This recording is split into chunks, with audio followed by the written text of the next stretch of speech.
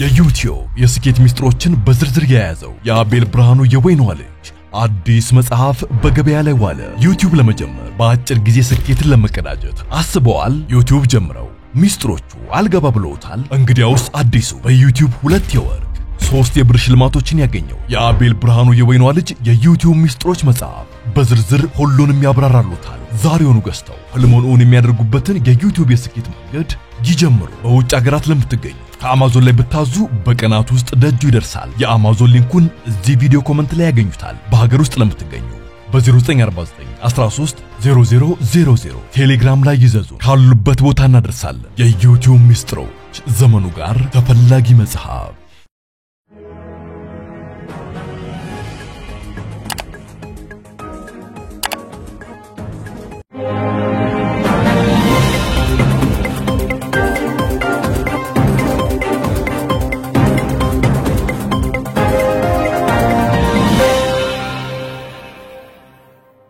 ጤና ይስጥልኝ ክብራትና ክብራን የዩቲዩብ ቻናል ቤተሰቦች የሰዓቱን ሁለት አጫጭር መረጃዎች ይዤ ቀርብ ያለው እስከ ፍጻሜ አብራችሁኝ ቆዩ። የመጀመሪያው መረጃ ክብራና አድማጮች መልካም ዜና ነው። በተለይም ደግሞ ለሾፌሮች በኢትዮጵያ ውስጥ የሰሌዳ ቁጥሮች ማለትም ታርጋ ሊቀየር መሆኑ ተሰምቷል። መንግስት በሚሰጣቸው ታርጋ ላይ ከዚህ በኋላ የክልል ስሞችም ሆነ ሌሎችም አያርፉም። በግዕዝ በላቲን ቋንቋዎች የታርጋ ቁጥሩ የተጻፈበት እንዲሁም ኢትዮጵያ የሚልና የኢትዮጵያን ካርታ የያዘ ታርጋ ወጥነት ባለው መልኩ በሁሉም ክልል ላሉ መኪኖች ይሰራጫል። የኢትዮጵያ መኪኖች ከዚህ በኋላ ቁጥራቸው አንድ አይነት ታርጋ ይዘት እንደሚኖራቸው ተነግሯል። አዲሱን ታርጋ በተመለከተ በጣም በርካታ ሾፌሮች በተለይም ደግሞ የክልል ጽሁፍ የሰፈረባቸው ከቦታ ቦታ ለመንቀሳቀስ በጣም አስቸጋሪ የሆነ መምጣቱን ተከትሎ ደስታቸውን ገልጸዋል። ይህንን በተመለከተ የወጣውን መመሪያ በስፋት የማስደምጣቸው ይሆናል።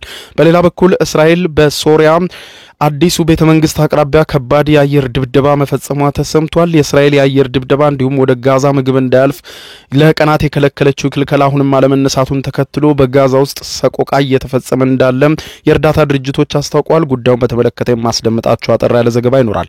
እስከ ፍጻሜ ቆዩ። ዝርዝሩን አድምጡ ግብዣይ ነው። ወደ መረጃዎቹ አለፍኩ። አብረን እንከታተለው።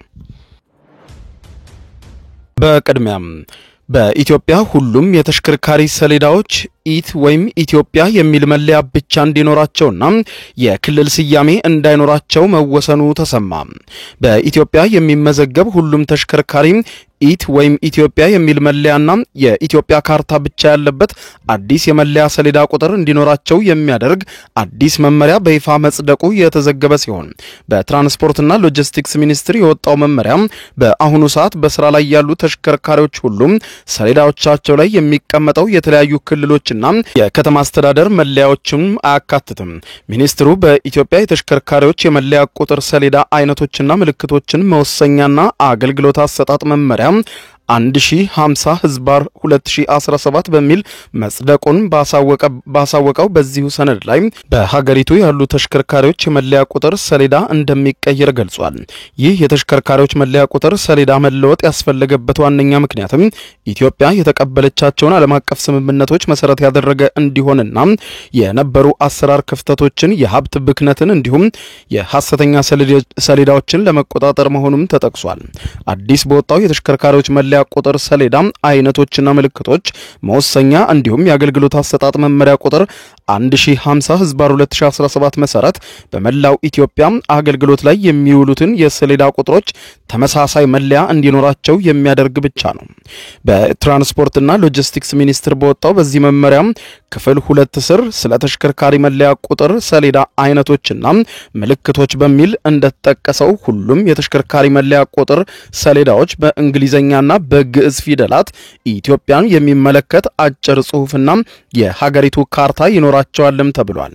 በሀገሪቱ የሚመዘገቡ ሁሉም ተሽከርካሪዎች የሚለጥፉት የመለያ ቁጥር ሰሌዳ ላይ የኢትዮጵያ ካርታና ሀገራችን ባጸደቀችው ዓለም አቀፍ ስምምነቶች መሰረት የተሰጣትን ሀገራዊ ልዩ ምልክት ወይም ወይም ኢቲኤች እንዲሁም ኢት የሚል የግዕዝ ፊደላትና የላቲን ፊደላትን ይዘት እንዲኖረው ይደረጋልም ብለዋል።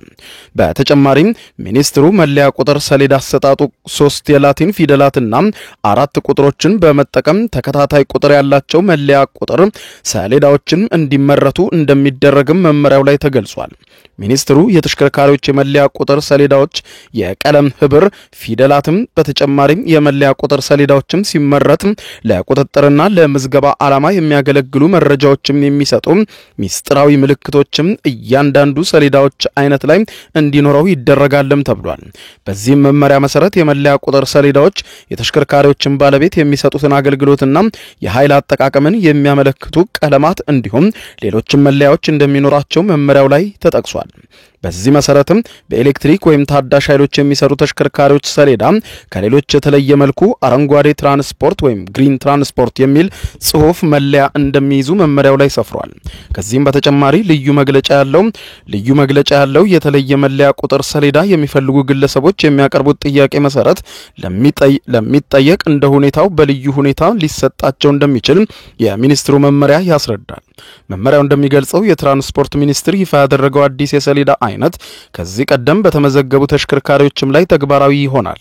መመሪያው በስራ ላይ ከመዋሉ በፊት የተመዘገቡ ተሽከርካሪዎች የቀድሞ ሰሌዳ ለመዝጋቢው አካል በመመለስ አዲስ የተሽከርካሪ የመለያ ቁጥር ሰሌዳ መውሰድ እንደሚኖርባቸው መመሪያው ያስቀምጣል። ተሽከርካሪዎቹ ነባሩን ሰሌዳ በመመለስ አዲስ እንደሚወስዱ ሚኒስትሩ በሚያዘጋጀው የጊዜ ሰሌዳ መሰረት እንደሆነም መመሪያው ገልጧል። በአጼ ሚኒሊክ ዘመነ መንግስት የመጀመሪያው ተሽከርካሪ ወደ ኢትዮጵያ ከገባች ጊዜ አንስቶ ለመኪኖች የመለያ ቁጥር መሰጠት እንደተጀመረ የሚነገር ሲሆን ከዚያ በኋላ ወደ ስልጣን በመጡ አስተዳደሮች በሀገሪቱ ቢያንስ 3 ጊዜ የተሽከርካሪዎች መለያ ሰሌዳ ቁጥር ለውጥ ተደርጎ ነበር። በንጉስ አጼ ኃይለ ሥላሴ ዘመነ መንግስት የነበረው የሰሌዳ ቁጥር ወታደራዊ መንግስት ወደ ደርግ ከመጣ በኋላ የተቀየረ ሲሆን በደርግ ዘመነ መንግስት የነበረውን ደግሞ ኢህአዴግ ስልጣን ከያዘ በኋላ ለውጥ አድርጎበታል። በኢህአዴግ ዘመን ለአገልግሎት የበቃውና እስካሁንም ድረስ ደግሞ በስራ ላይ ቆይቶ የነበረው የተሽከርካሪ መለያ ቁጥር አሁን ላይ ሊቀየር ሂደቱ ተጀምሯል። በተለይም ባለፈው ጊዜ በነበረው በዚህ የሰሌዳ ቁጥር አሰጣጥ መሰረት የክልል ከተሞችና የከተማ አስተዳደሮች ስም የሚጻፍበት በመሆኑ በኢትዮጵያ ውስጥ ባለው በአንዳንድ ሁኔታ ምክንያት አንዳንድ ተሽከርካሪዎች ከክልል ወደ ክልል ለመጓጓዝ ከፍተኛ ፈተና ሲገጥማቸው እንደታየ በተለያየ መገናኛ ብዙሃን መዘገቡ አይዘነጋም። ከዚህም አንፃር ለአሽከርካሪዎች ከፍተኛ ተግዳሮት የደቀነውና በኋላም ለቁጥጥርም ሆነ ለአሰራር አመቺ ባልሆነ መልኩ የሚሰጥ የነበረው የሰሌዳ ቁጥር አሁን ላይ መቀየሩ በርካቶች በበጎ ጎኑ እንደሚመለከቱት ከወዲሁ እያሳወቁ ነው። በሌላ ዜና እስራኤል በደማስቆ የሶሪያ ፕሬዝዳንታዊ ቤተመንግስት አቅራቢያ ከባድ የአየር ድብደባ መፈጸሟ ተነገረ።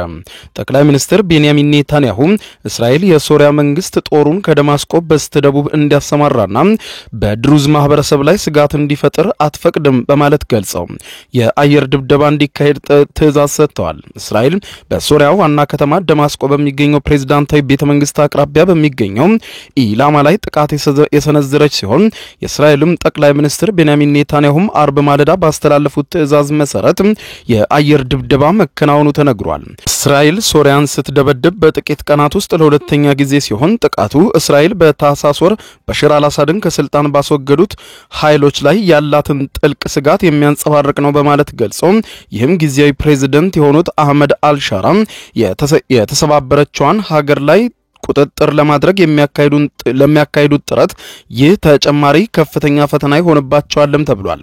ክስተቱን ተከትሎ ኔታንያሁ ከመከላከያ ሚኒስትር ኢዝራኤል ካንትዝ ጋር በጋራ ሆነው በሰጡት መግለጫ እስራኤል ትናንትና ምሽት በደማስቆ ፕሬዝዳንታዊ ቤተመንግስት አካባቢ ከባድ ድብደባ ፈጽማለች ያሉ ሲሆን ይህ ለሶሪያ ገዢ አካል ግልጽ መልእክት ለማስተላለፍ አስበን ነው። የሶሪያ ኃይሎች ጦራቸውን ከደማስቆ በስተደቡብ እንዲያሰማሩ አንፈቅድም ወይም በድሩዝ ማህበረሰብ ላይ የሚደርሰውን ማንኛውንም ስጋት አንቀበልም፣ እንከላከላለን የሚል መልእክት ለማስተላለፍ ነው ሲሉ ተደምጠዋል። ይህ በዚህ እንዳለ ከ2 ወራት በፊት እስራኤል ወደ ጋዛ የሚገባ ምግብ፣ ነዳጅ እንዲሁም መድኃኒት ሙሉ በሙሉ ማገዷ መነገሩ አይዘነጋም። ከጥቂት ጊዜ በኋላ ከሐማስ ጋር ለሁለት ወራት ያህል የቆየው የተኩስ አቁም አብቅቶ ወታደራዊ ጥቃቶችም ተጠናክረው መቀጠላቸውን የዘገበው ቢቢሲ እስራኤል ይህንን የምታደርገው ሐማስ ያገታቸውን እስራኤላውያን እንዲነቅ ጫና ለማድረግ መሆኑን ትገልጻለች ብሏል። የዓለም የምግብ ድርጅትና የፊልስጤማውያን ስደተኞች ድርጅት በቅርቡ ያላቸውን የምግብ ክምችት በሙሉ ተጠቅመው መጨረሳቸውን ገልጿል። በዚህ የተነሳም እስራኤል በጋዛ የጣለችውን እገዳ እንድታነሳም ዓለም አቀፍ ጫናዎች እየጨመሩ ነው። በጋዛ የጅምላ ረሃብ አይቀሬ መሆኑን የሚገልጹ ዓለም አቀፍ ተቋማት ሰላማዊ ሰዎችን ሆነ ብሎ ማስራብ የጦር ወንጀል ነው ሲሉ አስጠንቅቀዋል። በጋዛ የሚገኙ የመመገቢያ ማዕከላትም የሚደገፈው መቀመጫውን አሜሪካ ያደረገው ድርጅት አኔራ ቡድን መሪ የሆኑት ሳሚ ማታራ ሰዎች እኛ በመናቀርብላቸው ምግብ ላይ ነው ተደግፈው ያሉት፣ በገበያው ላይ ያለውን ገዝተው ለመመገብ ምንም የገቢ ምንጭ እንኳን የላቸውም፣ በገበያውም ቢሆን ምግብ እንብዛም አይገኝም፣ እስራኤል የምታደርገው ነገር ምን እንደሆነ እየገባን አይደለም ብለዋል። ከዚህ በፊት ሩዝ በስጋ እናበስል ነበረ፣ አሁን እርዳታ እንዳይገባም በእስራኤል ስለተዘጋ ስጋም ሆነ አትክልት የለም፣ የሚበሉት ነገር የላቸውም ብለዋል። የተባበሩት መንግስታት ድርጅት የሰብአዊ እርዳታ ኃላፊ ቶም ፍሌቸር እርዳታና የሰላማዊ ዜጎችን ህይወት ማትረፍ ለድርድር መቅረብ ያለባቸው አይደሉም በማለት አስጠንቅቀዋል። እርዳታ ማገድ ሰላማዊ ዜጎች እንዲራቡ ያደርጋል፣ ያለ መሰረታዊ ሕክምናም ድጋፍ ያስቀራል፣ ክብራቸውንና ተስፋቸውንም ይገፋል፣ ጭካኔ ከተሞላበት የጋራ ቅጣትን ያንጸባርቃል፣ እርዳታን ማገድ ይገላል፣ ፈጽሞ መሆን የለበትም፣ እስራኤል እስከመቼ ዝም ትባላለች ብለዋል። በመቶ ሺዎች የሚቆጠሩ የጋዛ ነዋሪዎች ጥቂት የመመገቢያ ማዕከሎችን የሚሰጡት ድጋፍ ላይ ነው ህይወታቸው የተመሰረተው። እዚህም የማዕከሉ አሁን ላይ ያለው ምግብ እየተመናመነ በመሆኑ እስራኤል ለረጅም ጊዜ የቆየውን እገዳ ካላነሳች በቅርቡ ለጋዛውያን ብቸኛ ተስፋ የሆነው የምገባ ማዕከልም ለሚመገባቸው ዜጎች የሚያቀርበው አንዳች ነገር እንደማይኖር ተነግሯል። በምገባ ማዕከሎቹ መጋዘን ውስጥ ያለው ክምችትም እየተሟጠጠ መሆኑን አሳውቋል። ይህንን ቢልም ነገር ግን የእስራኤል መንግስት አሁንም ሽራፊ እህልም ሆነ ውሃ ወደ ጋዛ እንዳያልፍ ዘግቶ መያዙ ዓለምን አነጋግሯል። ክቡራን አድማጮች ለሰዓቱ ብታደምጧቸው መልካም ናቸው ያልኳቸው አጫጭር መረጃዎች የሰማችኋቸው ናቸው። ከሰዓታት በኋላ በሌላ መረጃ ተመልሰን እስከምንገናኝ በያለንበት የዓለም ዳር ቸር እንቆይ።